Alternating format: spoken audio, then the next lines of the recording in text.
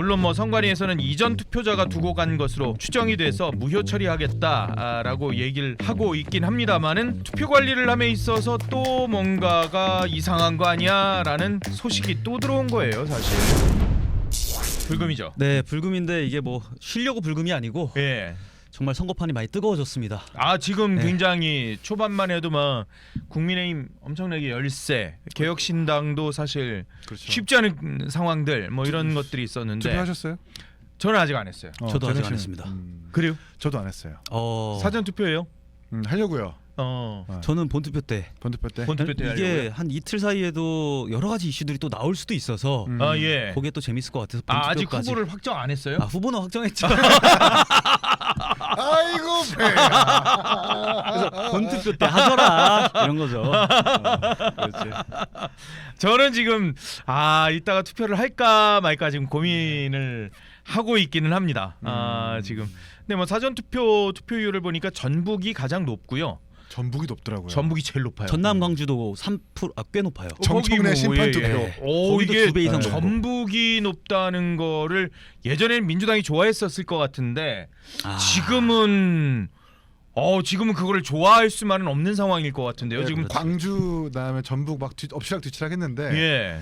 유독 전북이 이렇게 높은 건 야 뭘까? 이거는 이거 정청래호 입장에서는 상당히 긴장되는 상황일 수도 그렇죠. 있어요. 맞아요. 이게 김관영 후보가 여론조사에서 상당히 두각을 나타내는 그런 모습들이었었잖아요. 오히려 이기는 여론조사도 몇 개 나왔었고. 그랬죠.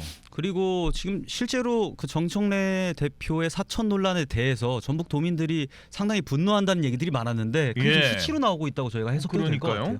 같아요. 야 에스아니님께서 스타벅스 커피 들고 6월 3일 투표하러 나가요. 이렇게 얘기를 또 해주셨습니다. 베리베진님께서는 사전 투표장이 집에서 멀대요. 예. 아까네님께서 들어와 주셨고요. 그치 본투표장이 성희대님. 되게 많고 예. 사전 투표장은 사실 적죠 조금. 저는 근데 네. 저희 집은 사전 투표하는 데가 바로 옆이고 오히려 본 투표장이 멀더라고요. 보통 사전 투표장이 주민센터. 예, 그렇죠. 그렇죠. 주민센터가 근데 바로 본투표는 옆이니까. 뭐 예. 학교도 있고 맞아요. 뭐 여러 예. 관공서 있고 많죠. 큰 건물 있고 막 이러니까. 예. 사실 투표가 이번에는 좀 정말 공명정대한 관리가 이루어져야 된다라는 목소리들이 많았었는데 대구에서 사전투표소 기표가 된 거, 사전투표에서 기표가 된 표가 발견이 이미 됐다라는 뉴스가 지금 나왔어요. 물론 뭐 선관위에서는 이전 투표자가 두고 간 것으로 추정이 돼서 무효 처리하겠다라고 얘기를 하고 있긴 합니다만은 투표 관리를 함에 있어서 또 뭔가가 이상한 거 아니야라는 소식이 또 들어온 거예요, 사실. 이게 이제 투표함이 아니라 기표소에서. 기표소에서. 그러니까 예, 기표소에서 지방선거가 이번에 투표용지가 7장 많아요. 엄청 네. 많아요. 7장이고 재보궐하는 데는 이제 8장. 8장. 예. 교육감 선거까지 하면 8장이라 8장을 들고 들어가서 한 장씩 찍고 다 챙겨 나와야 되기 때문에 그렇죠. 아마 한 장을 빠뜨리고 그냥 나가신 것 같은데. 아마 그랬을 걸로 추정이 되고 그러니까 있죠. 한 분이 빠져 나오면 선관위가 조금 번거롭지만 들어가서 예. 남은 투표용지가 있나 없나 정도는 확인할 수 있거든요. 사실 그 정도는 할 수 있죠. 이게 이제 개표 참관이 각 정당마다 추천한 개표 참관인이 들어가서 확인하면 그건 공정성에 문제가 되니까 그렇게 예. 하지는 않고 선관위 직원 내지는 그 주민센터 공무원이 투표용지 남아 있는 거 있나 없나 정도 그렇죠. 확인할 수 있는데 예. 그걸 안 한 것 같아요. 맞아요. 아니, 네. 저는 이 사건 같은 경우에는 네. 지금 뭐 이거를 가지고 부정선거 이슈랑 결부지어가지고 전혀 그런 건 아닙니다만 말씀하시는 분들도 가끔 계시는데 예, 이거는 예. 진짜 말씀하신 대로 그냥 단순 실수인 것 같고요. 예.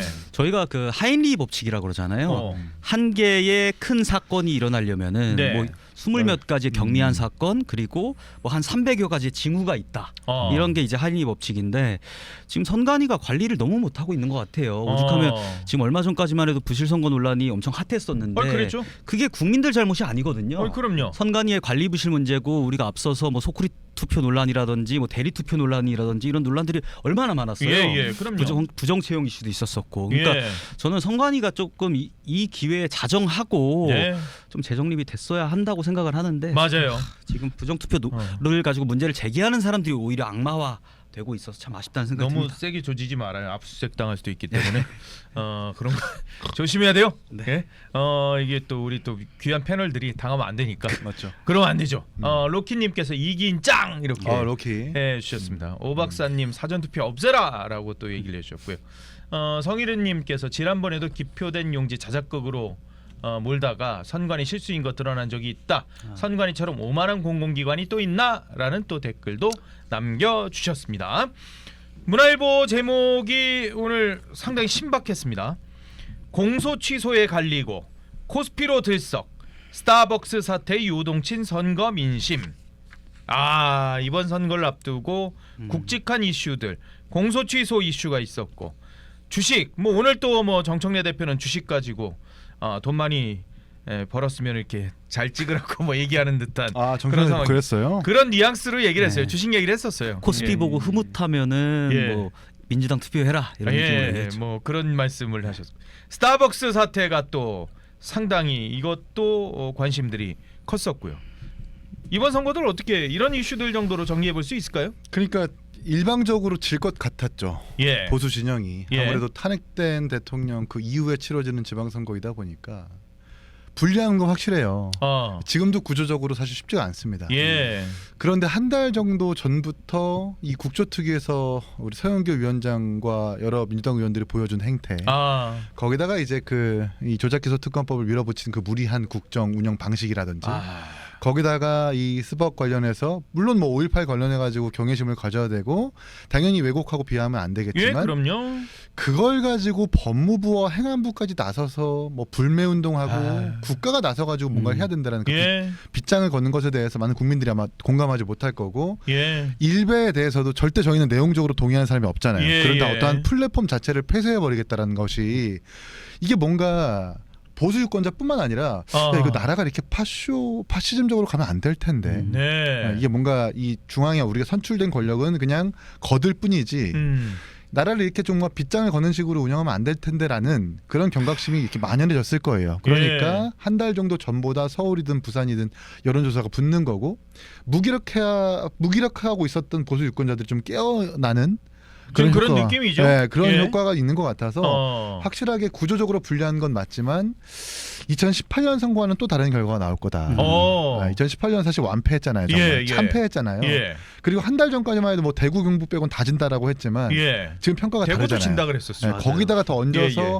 민주당 그 단체장 후보들 이따 얘기하겠지만 네. 개인 역량과 자질 논란 아하. 이런 것들이 얹어져서, 그래 누굴 심판하겠다고 투표해봐야 똑같지, 우리 이미 먹어본 맛이지라고 생각하는 분들이 많지 않을까. 이렇게 대통령 집권 1년 차에 벌어지는 지방선거 같은 경우에는 대통령의 이제 직무 지지율이 가장 큰 영향을 차지를 하는데 1년 차다 보니까 또 국민의힘이 불리하고, 말씀하셨던 것처럼 2018년처럼 탄핵 직후에 탄생한 정부기 때문에 국민의힘이 더 불리할 것으로 예상이 됐잖아요. 근데 저는 여기서 조금 겸손한 마인드로 임해야 된다고 생각을 하는 게, 이게 우리 국민의힘 혹은 뭐 개혁신당 지도부가 잘해서라기보다는 지금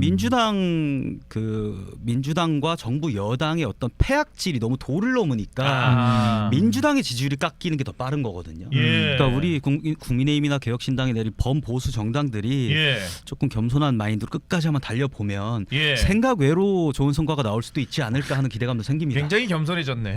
많이 겸손하네. 많이 겸손해졌네. 아니, 많이 겸손한데? 아까 압수수색 좋아, 얘기하시길래. 엄청 겸손. 좋아, 엄청 겸손했어. 엄청 아주 좋아. 겸손해졌네.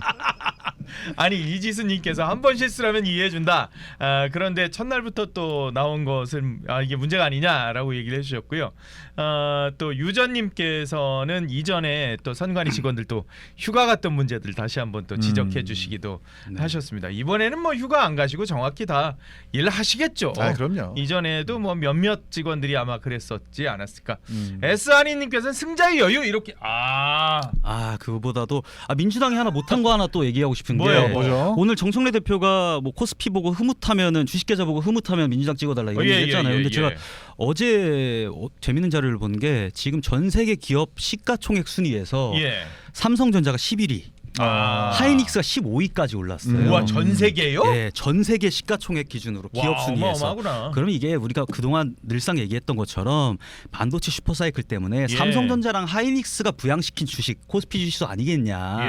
여기에 뭐 이재명 대통령이 한 거라고는 환율 깎아가지고 환율 폭등시켜가지고 우리나라 기업 가치 낮춘 거밖에 없지 않냐 이런 얘기를 좀 드리고 싶은데 거기다 대고 지금 거꾸로 본인들의 어떤 성과인 것 마냥 예. 뭐 이념을 여기다 들고 묻히는 것은 오히려 좀 잘못된 언행이 아니었나 이런 생각도 드리고 싶습니다. 이구가님 들어와주셨어요. 주식값 올랐다고 표를 구하는 게 참 그게 이상한 네. 논리인데요, 그죠? 주식 떨어지면 그럼 표 떨어지는 거는 그러니까요. 어떻게 되나? 주식 떨어지면 또 남 책임하겠죠. 아 이거 보수 야당이 그러니까. 발목 야. 잡아서 주식 떨어지는 거다. 주식 떨어지면 국민의힘 뽑아주세요 이렇게 하면 인정인데 예, 코스피가 오르는 게 곧 경제 전반의 어떤 건강 체질이 바뀌는 건 아닌데. 꼭 그런 건 아니죠. 그렇잖아요. 사실요. 어쨌든 예. 반도체 업황이 좋아지니까 네. 그 사이클을 긍정적으로 맞았기 때문에 이제 일부 견인되는 건데 예. 전체 경제 체질이 좀 뭔가 건강해지는 것처럼 호도하는 건 오히려 역풍 맞을 것 같은데요. 야 이게 공소 취소 그리고 또 코스피 스타벅스 사태 저는 이번 선거에 또 이게 또 막판 큰 변수가 아닌가라는 개인적 생각을 하는데요.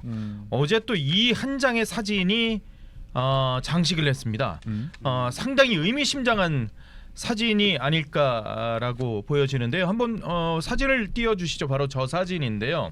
박근혜 대통령이 사실 손목을 부여잡는 그런 모습이 보여지는 참 안타까운 사진이에요. 어떻게 보면은요. 대통령님이 이제 이 관절이 발목도 지금 좋지 않은 상황인데다가 이제 연세가 많아지신 분들은 아시겠습니다만 이제 관절들이 다 좀 좋지 않은데 악수를 너무 많이들 하시니까 악수를 할 수밖에 없잖아요. 뭐 하정우 또 후보가 옛날에 그랬던 것처럼 손 탈탈 털었다가 또 탈탈 털릴 수도 있기 때문에 박 대통령님이 이게 저 손을 또 저렇게 부여잡는 저 장면 저런 상황에서도 전국을 도는 모습들 이게 선거 막판에 상당한 큰 변수가 되기는 했어요. 네, 그러니까 본인 살고 계시는 대구뿐 아니라 지금 전국적으로 뭐 강원, 충청, 부산 다 지금 그렇죠. 사실상 유세 활동을 하고 계시는 건데 예. 참 국민의힘이 얼마나 그 안에서 내홍과 개파 갈등이 있었으면은 표가 결집이 안 될 것을 우려해서 박근혜 전 대통령이 저렇게 나와 주시는지 예. 죄송하다는 마음이 들고 근데 또 거꾸로 그래도 긍정적으로 요인들이 있는 것이 예. 선거의 여왕이라고 불렸던 분이잖아요. 그렇죠. 과거에 그 04년 총선 때도 100석도 못 얻을 것 같다 그랬는데 예. 21석 얻었었고 2010년 지선 때도 뭐 안 좋은 천안함 이슈나 이런 것들이 있었는데 승리했고 예. 2012년 총선 때도 이제 그 이명박 대통령 말기 그러니까 예. 레임덕이 왔을 때인데 151석이나 얻으면서 맞아요. 승리를 했단 말이에요. 근데 이번에도 우리 보수표가 많이 갈리는 모습들을 보였어요. 나 투표 안 한다라고 말씀하시는 분들도 예, 계셨고 예. 근데 박근혜 대통령 마저 그리고 얼마 전에 이명박 대통령도 이제 부산 방문한다는 말씀하셨는데 31일에 부산에 가기로 했습니다. 네.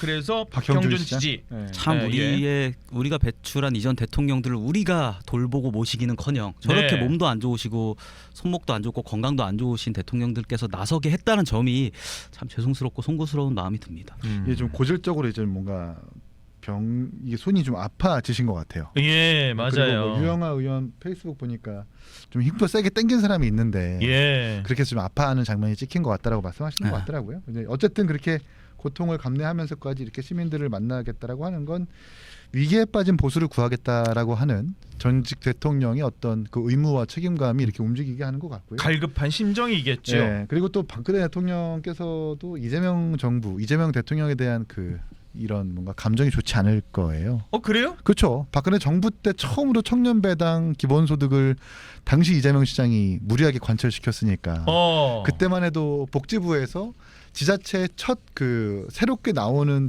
복지 정책을 만들려면 예. 의무적으로 협의를 했었어야 되는 건데 아. 그게 이제 이재명 시장은 그게 의무가 아니라면서 그냥 강행해 버린 거거든요. 예. 거기에 대한 잔상이 남아 있으니까 거기다가 탄핵 뒤에 지방선거에서 2018년에 참패했던 경험을 알기 때문에 예. 나라도 나서야 되겠다는 책임감이 있으신 것 같아서 그래서 전국을 도시는 것 같은데 모르겠어요. 효과가 이 젊은 보수 유권자들까지 묶어낼 수 있을지 예. 네, 이것까지 아직은 잘 모르겠습니다만 예. TK 중장년 내지는 전통적 보수 지지층을 투표장으로 이끄는 효과는 분명히 있을 거다. 그러니까요. 네. 박근혜 대통령이 사실상 국민의힘 선대위원장 역할을 하고 있는 것 아니냐라는 얘기까지 나오는데 S한이님께서 오늘도 남해하고 마산 어시장 강행군하고 있다라고 아직도 도시는군요. 말씀을 하셨고요. 콩간님께서는 국민의 세금을 갉아먹으려는 당 절대 지금 안 된다라고 해주셨고요. 지혁 김지형님께서는 이기인 파이팅 해주셨습니다. 지연김님 감사합니다. 김지연님, 네. 콩간님께서 자유대한민국을 좀 먹는 당은 없어져야 됩니다라고 얘기를 해주시기도 하세요. 롯데권님께서는 이기인 웬일?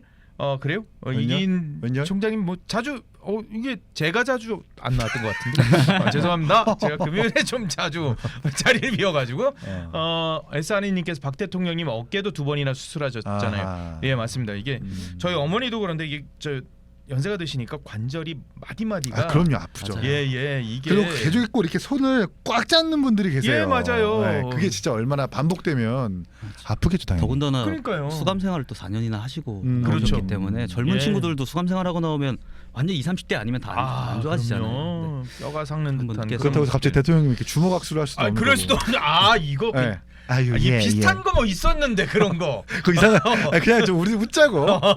아유 예 저는 주먹 인사로. 예, 그래 예. 중간에 예. 하이파이브로 바꾸셨다고 하더라고요. 이렇게 네, 이렇게. 너무 이제 안 좋아지셔가지고. 좋네, 근데 그것도 또 손목 세게 때리는 사람 그러니까. 꼭 있어. 아유 아파요. 예, 그냥 반가움만 표시를 그럴 수 표시를 있으니까. 해주시면 되는데. 예, 아유 감사합니다. 예. 와. 잘하네.